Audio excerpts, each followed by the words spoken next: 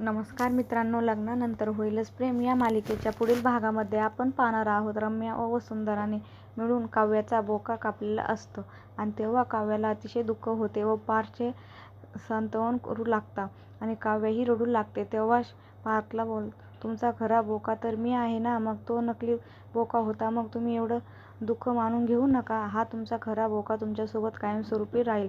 आणि त्या दोघांची जवळीकता पाहून वसुंधरा आणि रम्याला मात्र अतिशय दुःख झालेले असते व रम्याला अतिशय राग आलेला असतो, तर मानिनीही मनोमन आनंदी झालेली असते. तर तिकडे आपण पाहतो, जीवा हा आपल्या फॅनच्या नावाने नंदिनीसाठी एक चिठ्ठी लिहित असतो.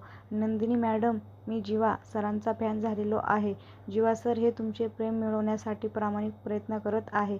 त्यांना माफ करा. आणि अशी चिठ्ठी लिहित असताना त्याच वेळेस त्या ठिकाणी अचानक नंदिनी येते आणि नंदिनीला मात्र खूप मोठा धक्का बसतो. ती बोलते, म्हणजे याचा अर्थ एवढे दिवस फॅनच्या नावाने जो बुके आणि चिठ्ठी पाठवली जात होती ते सर्व तुम्ही लिहिले होते. आणि तिला जीवाचा अतिशय राग येतो, तर जीवा मात्र अतिशय गोंधळून गेलेला असतो. आता पुढे येणाऱ्या भागामध्ये नंदिनी जीवाला माफ करणार का?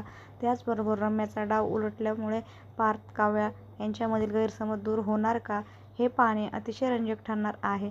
लग्नानंतर होईलच प्रेम या मालिकेचे सर्व अपडेट पाहण्यासाठी आमच्या चॅनल लाईक करा, शेअर करा आणि सबस्क्राईब करायला विसरू नका. धन्यवाद.